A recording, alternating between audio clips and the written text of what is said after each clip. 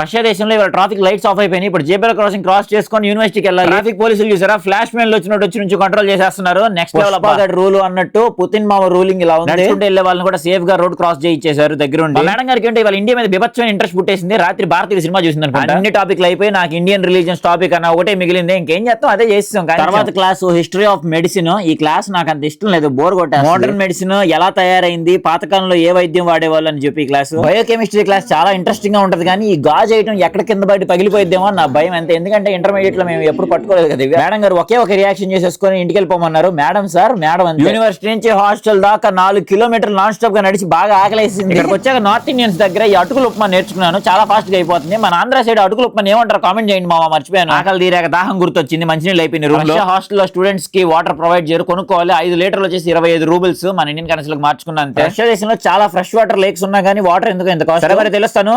Bye.